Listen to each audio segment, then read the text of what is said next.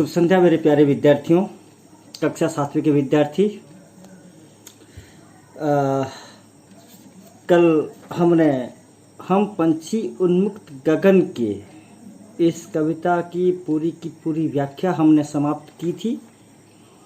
आज प्रश्नाभ्यास के बारे में हम आलोचना करेंगे। आशा करता हूँ कविता की 6 पंक्तियों को मैंने दो पंक्तियों में विभाजित करके 3 बार मैंने समझाने का प्रयास किया, 3 बार मैंने वीडियो भेजा।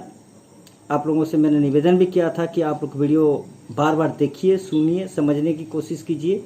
आशा करता हूँ आप लोग समझ गए होंगे। जिन्होंने अभी तक समझा नहीं, कहीं थोड़ी बहुत आपके मन में शंका या संशय है, डाउट है, तो आप मुझे फ़ोन करके या फिर व्हाट्सएप नंबर में भी पूछ सकते हैं। मैंने कहा था कुछ विद्यार्थियों ने मुझे फ़ोन करके अपनी शंकाओं को भी दूर किया है। एक विद्यार्थी ने तो गृह कार्य कॉपी में प्रश्नाभ्यास भी लिख डाला, बहुत अच्छी बात है।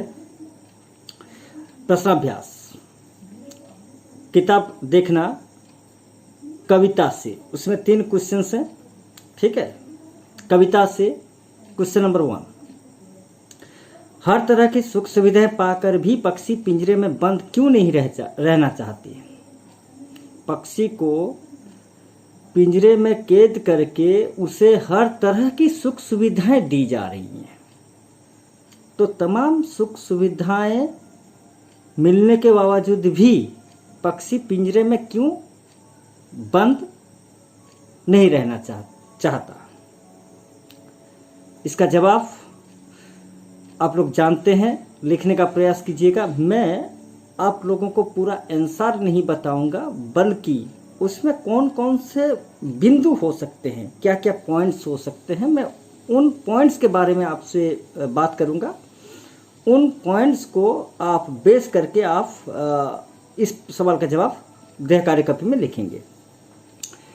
इंसान जिस प्रकार संसार में प्रत्येक इंसान का जीने का अधिकार है, प्रत्येक इंसान के जीवन में एक लक्ष्य होता है, जिस प्रकार स्वतंत्र रूप से इंसान विचरण करते हैं, अपनी जिंदगी को जी भर के जीते हैं, ठीक उसी प्रकार एक पक्षी भी आज़ाद होकर खुले आसमान में उड़ना चाहता है। जब हम उसे पिंजरे में कैद करके रखते हैं, चाहे वो पिंजरा सोने का हो, चाहे उस पिंजरे के सलाखें सोने के हों, चाहे उस पिंजरे में हम उस पक्षी को जिस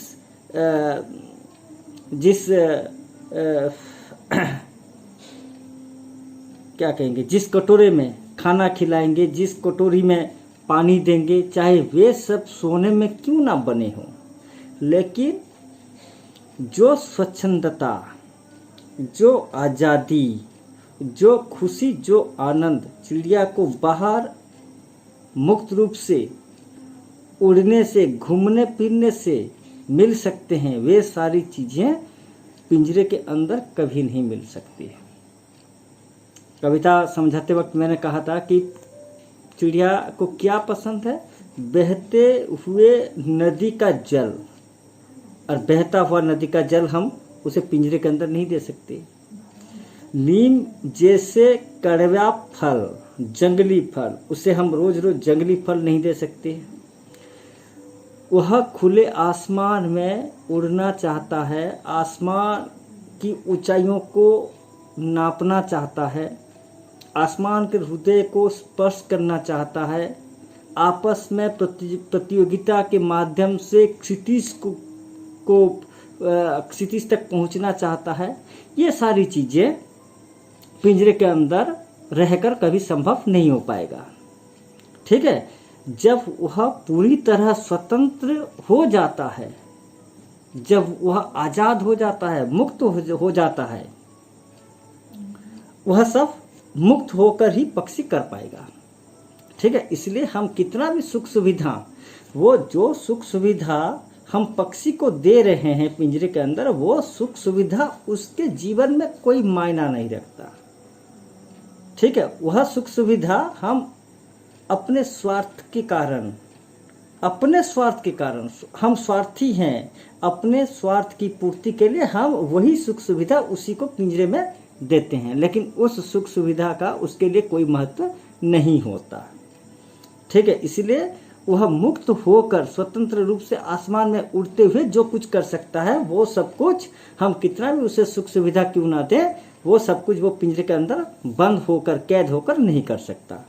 ठीक है, ये की पॉइंट्स था, मैंने समझाया। इसी को थोड़ा बहुत आप लोग अपना आइडिया लगा करके भी लिख सकते हैं। क्वेश्चन नंबर 2, पक्षी उन्मुक्त रहकर अपनी कौन कौन सी इच्छाएं पूरी करना चाहते हैं? उन्मुक्त मतलब खुले आसमान में मुक्त होकर, पक्षी मुक्त होकर स्वतंत्र होकर अपनी किन किन इच्छाओं को पूरी करना चाहते हैं?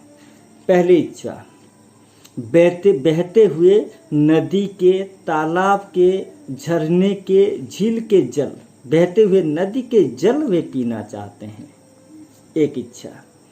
दूसरी इच्छा, वे एक पेड़ से दूसरे पेड़ में, दूसरे पेड़ से तीसरे पेड़ में उड़ उड़ कर, फुदक फुदक कर वहाँ का जो फल, चाहे वो फल नीम जैसा कड़वा क्यों ना हो, उसी जंगली फल को अपने चोंच से खूंट खूंट कर खाना चाहते हैं। तीसरी इच्छा, वे चाहते हैं कि हमारा बसेरा पेड़ की सबसे ऊंची टहनी में हो और उसी टहनी में हम हमारे बसेरे में बैठकर उसमें झूला झूलें। ठीक है, तो पेड़ की सबसे ऊंची टहनी में बैठकर, पेड़ की सबसे ऊंची टहनी में बैठकर, अपने बसेरे में बैठकर वो झूलना चाहते हैं। चौथी इच्छा, वे आसमान, खुले आसमान में उड़ते हुए आसमान की ऊंचाइयों को नापना चाहते हैं, आसमान के हृदय को स्पर्श करना चाहते हैं। इच्छा, पांचवी इच्छा, वे आपस में प्रतिद्वंदिता करते हुए आसमान में उड़ते उड़ते क्षितिज, मैंने कहा था क्षितिज यानी जहां जमीन और आसमान दोनों एक दूसरे से मिले हुए नजर आते हैं, उसी क्षितिज को वे छूना चाहते हैं, उसी क्षितिज को वे छूना चाहते हैं। ये 5 इच्छाएं, मैंने 5 इच्छाओं के बारे में आपसे आलोचना की। अगर 6ठी 7वीं 8वीं अगर और भी इच्छाएं हैं तो आप अपने मन से लिख सकते हैं, जो किताब में नहीं है उसे भी आप लिख सकते हैं। ठीक है, क्वेश्चन नंबर 3, भाव स्पष्ट कीजिए। या तो क्षितिज मिलन बन जाता या तनती सांसों की डोरी। आप लोग ओडिया में जैसे सरलार्थ लिखते हैं ऐसे लिखना, या तो क्षितिज ड ड ड ड ड दे करके लास्ट में सांसों की डोरी, और उसमें लिखना कि उपर्युक्त पद्यांश हिंदी किताब की हम पंछी उन्मुक्त गगन के कविता से आई है। इस कविता के कवि सिमंगल सिंह सुमन जी हैं। इस पद्यांश के माध्यम से कवि यह कहना चाहते हैं कि पक्षी के जीवन में एक लक्ष्य जो होता है, क्षितिज तक पहुंचना, उसी लक्ष्य को पक्षी किस प्रकार पूरा करते हैं उसके बारे में कवि ने यहाँ हमें बताने का प्रयास किया है। उसके बाद या तो क्षितिज मिलन बन जाता या तनती सांसों की डोरी। ये जो 2 लाइन है, उस 2 लाइन के, उस 2 पंक्ति के पहले की पंक्ति और उस 2 पंक्ति के बाद की पंक्ति कुल मिलाकर उसी स्टांजा का पूरा, उसी स्टांजा की व्याख्या आपको लिखनी है। ठीक है, व्याख्या तो मैंने बता दी, आप सुनिए मैंने कैसे व्याख्या बताई, क्या क्या शब्दार्थ बताया, एक्सप्लेनेशन मैंने कैसे किया है, पूरी की पूरी व्याख्या इसमें आप लोग जोड़ तोड़ के लिख सकते हैं। आप लोग लिखने का प्रयास कीजिए। लिखने के बाद आप लोग गृह कार्य कॉपी जहाँ भी आपने लिखा होगा फोटो खींच करके मुझे व्हाट्सएप में भेजिए, मैं चेक करूँगा, बता दूँगा। लेकिन आप अपने हिसाब से लिखने का प्रयास कीजिए। ये 3 क्वेश्चन हो गए कविता से। अब कविता से आगे, बहुत से लोग पक्षी पालते हैं। देखिए कविता से आगे क्वेश्चन नंबर 1, बहुत से लोग पक्षी पालते हैं। क, पक्षियों को पालना उचित है अथवा नहीं? अपने विचार लिखिए। एक सवाल पूछा गया है, क्या पक्षियों को पालना उचित है या अनुचित है? मेरे हिसाब से तो अनुचित है, उचित नहीं है। आपके हिसाब से क्या है? अगर उचित है तो क्यों उचित है, वजह भी लिखना होगा। अगर उचित नहीं है तो क्यों उचित नहीं है, उसका भी वजह लिखना है। आप उचित है या अनुचित है पहले स्पष्ट कीजिए, फिर उसके बाद वजह कारण भी लिखना। ठीक है। ख, क्या आपने या आपकी जानकारी में किसी ने कभी कोई पक्षी पाला है? मैं जानता हूं लगभग विद्यार्थियों के घरों में पक्षी होंगे। ठीक है कि नहीं? कबूतर हैं, आप लोगों के कितने विद्यार्थियों के घर में निश्चित रूप से कबूतर होंगे। तोता रखा होगा आपने, हाँ कि नहीं? आप भी पालते हैं। अगर आपके घर में पक्षी नहीं है तो आपके पड़ोसन आपके पड़ोस में जो रह रहे होंगे उनके घर में होंगे। अगर आपने नहीं पाला तो किसी को पालते हुए आपने निश्चित रूप से देखा होगा। उसकी देखरेख किस प्रकार की जाती होगी लिखिए। अगर आपने पक्षी पाला है तो आप उसकी देखरेख कैसे करते हैं? कब नहाते हैं, कब नहलाते हैं, कब खिलाते हैं, क्या क्या खिलाते हैं, कितनी बार खिलाते हैं, उसकी सुरक्षा के लिए आपने क्या क्या व्यवस्थाएं की।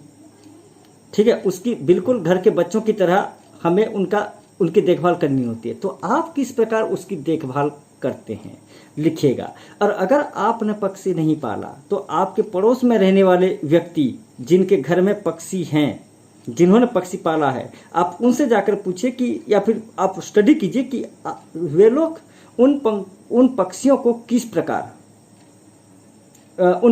किस प्रकार देखभाल करते हैं। या तो आप उनसे जाकर पूछिए या फिर आप खुद देखिए, सोचिए और अपना विचार लिखना। क्वेश्चन नंबर 2, कविता से आ गया। क्वेश्चन नंबर 2, पक्षियों को पिंजरे में बंद करने से केवल उनकी आजादी का हनन ही नहीं होता। हनन मतलब नष्ट। क्या पक्षियों को हम पिंजरे में कैद करने से क्या सिर्फ उनकी आजादी नष्ट होती है? क्या उनकी स्वतंत्रता समाप्त हो जाती है? नहीं, अपितु पर्यावरण भी प्रभावित होता है। उनकी आजादी तो खत्म हो जाती है, उसके साथ साथ उसका गहरा प्रभाव पर्यावरण पर भी पड़ता है। ठीक है, अभी हम लॉकडाउन में हैं, हाँ या नहीं? लॉकडाउन में है, किसके कारण है? चीन के वुहान शहर, आप यूट्यूब में सर्च कीजिए, चीन के वुहान शहर में 118 प्रकार के जीव जंतुओं का शिकार मिलता है, मांस मिलता है, कटा हुआ मांस। 118 प्रकार के जीव जंतुओं को मार के उनका मांस वहां बेचते हैं। हाकिरी कहते हैं वज्रकप्ता नाम का एक सांप, उसी से ये वायरस आया है। फिर आपका जो चमगादड़, उड़िया में जिसे आप लोग बादुड़ी कहते हैं, चमगादड़। ठीक है, तो जब हम इन पशु पक्षियों को इन पशु पक्षियों की आज़ादी को खत्म कर देते हैं, उन्हें घर में ले आकर पालते हैं। कभी कभार देखना कि क्या होता है, फैक्ट्री बनवाने के चक्कर में, शहर बसाने के चक्कर में, हाँ कि नहीं, जंगल को पूरा काट करके साफ कर दिया जाता है। तो वहाँ के जो जंगली जानवर होते हैं, या तो वे जंगली जानवर गांव में घुस आते हैं या फिर लोगों के हाथों मारे जाते हैं। वे जाएंगे कहाँ? जैसे हम हमारे घर में सुरक्षित हैं, उसी प्रकार उन जानवरों के लिए सबसे अच्छी सुरक्षित जगह है जंगल। लेकिन अगर हम जंगल को साफ कर देंगे तो वे कहाँ जाएंगे? निश्चित रूप से वे शहर की ओर, गांव की ओर आएंगे और यहाँ आकर इंसानों के हाथ मारे जाते हैं। अगर स्थिति ऐसी हुई धीरे धीरे, अगर सारे के सारे जीव जंतुओं को अगर हमने मार दिया तो क्या उसका बुरा असर इस पर्यावरण पर नहीं पड़ता? ठीक है, तो इसका पर्यावरण पर भी उसका बुरा असर पड़ता है। पर्यावरण बुरी तरह प्रभावित होता है। इस विषय पर आप 10 पंक्तियां कॉपी में लिखना। Point number 1, point number 2, point number 3 करके कुल मिलाकर 10 पॉइंट्स आप लोग हमारी कॉपी में लिखेंगे। ठीक है, ये था कविता से आगे क्वेश्चन नंबर 2 कंप्लीट। कविता से क्वेश्चन नंबर 3 क्वेश्चन है, कविता से आगे 2 क्वेश्चन है, कुल मिला के 5 क्वेश्चन कंप्लीट। अनुमान और कल्पना, इसमें भी लिखने लायक क्वेश्चन है। क्वेश्चन नंबर 1 क्या है? क्या आपको लगता है कि मानव की वर्तमान जीवन शैली और शहरीकरण से जुड़ी योजनाएं पक्षियों के लिए घातक हैं? देखो, यहाँ सवाल क्या गया है कि वर्तमान हमारी जो जीवन शैली है और जिस प्रकार हम आधुनिक बनते जा रहे हैं, मॉडर्नाइज, अपने आप को मॉडर्नाइज कर रहे हैं, हम आधुनिक बन रहे हैं, पाश्चात्य संस्कृति का अनुसरण कर रहे हैं, शहर बढ़ा रहे हैं, गांव बढ़ा रहे हैं, हाँ कि नहीं? तो हमारी जो वर्तमान की जो जीवन शैली है, जो जीने की शैली, और जिस शहरीकरण के चक्कर में हम दिन ब दिन पेड़ पौधों को काट रहे हैं, जंगल को काट करके नष्ट कर रहे हैं, और उसके लिए शहरीकरण करने के लिए या फिर अपनी जीवन शैली को और आधुनिक बनाने के लिए हम दिन प्रतिदिन जो योजनाएं बनाते हैं, क्या वे योजनाएं पक्षियों के लिए घातक हैं? क्या हमारी उन योजनाओं से पक्षियों पर कोई बुरा असर पड़ सकता है? निश्चित रूप से पड़ सकता है। इसका आंसर तो हाँ होगा। आपने नहीं देखा, मैंने बीच में सुना था कि ये जो जियो टावर, मोबाइल का जियो टावर, पता नहीं और क्या क्या टावर, इसी टावर के वजह से एक ज़माने में जब हम छोटे बच्चे थे, जब मैं कक्षा 3-4 में था, तब हमारे घर में, ठीक है, मिट्टी का घर होता था, वहाँ हमारे घर में गौरिया होते थे। आजकल किसी के घर में गौरिया नहीं होती, चाहे वो मिट्टी का घर क्यों ना हो, कच्चा घर क्यों ना हो, देख लीजिए गौरिया नहीं होती। ठीक है, तो ये जो टावर वगैरह बनवाने के चक्कर में वहाँ से जो रेडिएशन निकलता है, उसी रेडिएशन के कारण सारे के सारे गौरिये मर गए। पक्षियों पर उसका बुरा असर पड़ता है, उस रेडिएशन को वे लोग टॉलरेट नहीं कर पाते हैं, मर जाते हैं। इसी प्रकार किसी न किसी प्रजाति का पक्षी मतलब वे टॉलरेट कर नहीं पाते और उसी प्रजाति का पूरा लोप हो जाता है। गौरिया आजकल दिखाई नहीं देते, थोड़े बहुत दिखाई देते हैं, दिन ब दिन वे भी हिस्ट्री बन जाएंगे हमारे लिए। तो बहुत घातक हमारी जो आज की जीवन शैली है, शहरीकरण के चक्कर में हम जो नई नई योजनाएं बना रहे हैं, वे योजनाएं पक्षियों के लिए निश्चित रूप से बहुत ही घातक है। पक्षियों से रहित वातावरण में अनेक समस्याएं उत्पन्न हो सकती हैं। पक्षियों से रहित वातावरण यानी जिस वातावरण में बिल्कुल पक्षी नहीं है, पक्षियों से रहित यानी जिस वातावरण में बिल्कुल पक्षियां नहीं है, बिल्कुल नहीं है, तो वे उस वातावरण में बहुत सारी समस्याएं उत्पन्न होती हैं। इन समस्याओं से बचने के लिए हमें क्या करना चाहिए? तो जिस वातावरण में पक्षी बिल्कुल नहीं है, उस वातावरण में निश्चित रूप से समस्याएं उत्पन्न होती हैं। तो उन समस्याओं से बचने के लिए हमें कौन सा उपाय अपनाना होगा, कौन सा तरीका हमें अपनाना होगा, किस प्रकार का उपाय हमें सोचना होगा, आप लोग सोचकर लिखिएगा। इसके लिए कहा है उक्त विषय पर वाद विवाद प्रतियोगिता का आयोजन कीजिए। जब स्कूल खुलेगा तब हम वाद विवाद की प्रतियोगिता रखेंगे क्लासरूम में, लेकिन अभी आप इसका आंसर गृह कार्य कॉपी में लिख के दिखाना। क्वेश्चन नंबर 2, यदि आपके घर के किसी स्थान पर किसी पक्षी ने अपना आवास बनाया, मान लीजिए आपका घर जहाँ है, जहाँ आप फिलहाल रह रहे हैं, वहाँ किसी पक्षी ने अपना आवास बनाया, चाहे कबूतर हो, चाहे मैना हो, चाहे गौरिया हो, कुछ भी हो, किसी पक्षी ने वहाँ उसी घर के किसी कोने में, ठीक है, या फिर किसी क्या कहते हैं, हाँ, घर के किसी कोने में अपना बसेरा बनाया है, घोंसला बनाया है, और किसी कारणवश आपको अपना घर बदलना पड़ रहा है। मान लीजिए आप भाड़े में हैं, वह घर आपका अपना घर नहीं है, आप भाड़े में रह रहे हैं, कई सालों से, आप 4-5 सालों से भाड़े में रह रहे हैं, ठीक है, तो आपके घर का जो कार्निस लिंटेड जिसे कहते हैं, मान लीजिए आपके घर के कार्निस में एक चिड़िया अपना घोंसला बनाया है, ठीक है, और अचानक आपको 4 साल रहने के बाद आपको घर बदलना पड़ा, घर छोड़ना पड़ा, आप उसी घर को छोड़ करके किसी दूसरे घर में जा रहे हैं भाड़े में रहने के लिए, ठीक है। तो जब आप घर बदलेंगे तो आप उस पक्षी के लिए किस तरह के प्रबंध करना आवश्यक समझेंगे। अक्सर तो हम करते नहीं हैं, सीधी सी बात है, हम चले जाते हैं अपना सामान बिस्तर, मतलब सामान लेकर, बोरिया बिस्तर लेकर हम चले जाते हैं, लेकिन जो पक्षी हमारे घर के कार्निस पर कई दिनों से, कई महीनों से घोंसला बना के रह रहा है, उसके लिए हम सोचते भी नहीं। अगर आप होते तो आप उस पक्षी के लिए किस तरह के प्रबंध करना आवश्यक समझेंगे, यानी उसके रहने की व्यवस्था क्या करेंगे आप। उसे तो अपने साथ लेकर नहीं जा सकते, या जाएंगे कि चल हम घर बदल के जा रहे हैं तो भी हमारे साथ आ, आप उसे तो लेकर नहीं जा सकते ना। लेकिन कम से कम आप इस घर में रह रहते आपकी मेहरबानी से, चाहे वो प्रत्यक्ष रूप से हो या परोक्ष रूप से, आपकी मेहरबानी से अपना जुगाड़ थोड़ी बहुत वह पक्षी कर लिया करता था, दाना पानी उसे मिल जाता था कहीं ना कहीं से। लेकिन आप पूरी तरह घर छोड़ रहे हैं, यानी उसकी मदद करने वाला यहाँ कोई नहीं है, उसे सहारा देने वाला कोई नहीं है। तो जब आप जाएंगे उसके लिए कौन कौन सी व्यवस्था करके जाएंगे, व्यवस्था करेंगे या नहीं करेंगे, पहली बात, हाँ या ना। अगर आप व्यवस्था करना चाहते हैं तो किस प्रकार की, उसकी सुरक्षा के लिए आप उसके लिए क्या क्या व्यवस्थाएं करेंगे।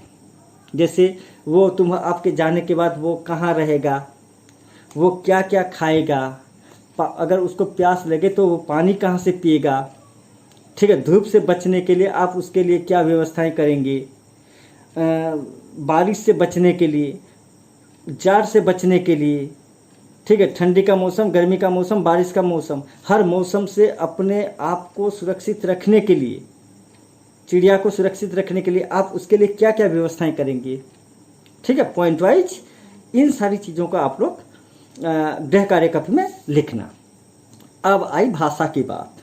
भाषा की बात मैं आपसे आलोचना नहीं करूंगा और लिखने के लिए भी नहीं बोलूंगा। आप भाषा की बात में 2 क्वेश्चन है, उसी को छोड़ दीजिए, क्विट कीजिए इसको। कविता से उसमें 3 क्वेश्चन हैं, कविता से आगे 2 क्वेश्चन हैं, और हाँ, अनुमान और कल्पना 2 क्वेश्चन हैं, कुल मिलाकर 7 क्वेश्चन।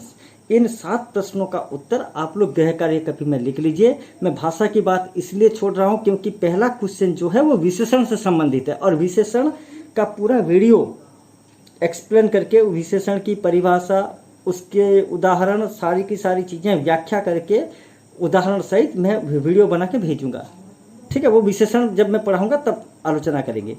और क्वेश्चन नंबर 2 में है द्वंद्व समास। इस बार हम समास पढ़ेंगे। हिंदी में समास बहुत बड़ी चीज़ है, 6 प्रकार के समास होते हैं, तो समास के बारे में डिटेल्स में पढ़ेंगे। उसी समास के जो 6 प्रकार के समास हैं उसमें द्वंद्व समास भी एक है। उसी द्वंद्व समास के बारे में हम निश्चित रूप से जब व्याकरण पढ़ेंगे तब पढ़ेंगे। इसलिए क्वेश्चन नंबर 1, क्वेश्चन नंबर 2 को आप छोड़ दीजिए। बाकी के जो 7 क्वेश्चन हैं, सारे प्रश्नों का उत्तर आप लोग गृह कार्य कॉपी में लिखिए और मुझे फोटो खींचकर व्हाट्सएप में मुझे भेजिए, ठीक है। धन्यवाद। फिर भी कोई अगर शंका है, डाउट है, तो आप मुझे फ़ोन करके पूछ सकते हैं या फिर व्हाट्सएप में डायरेक्ट पूछिए, ठीक है। ओके।